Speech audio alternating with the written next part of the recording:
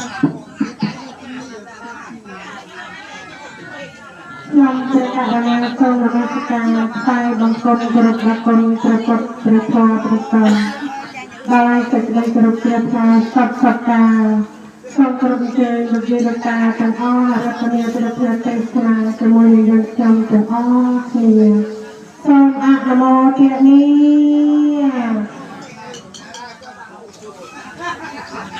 លោកអាចារ្យ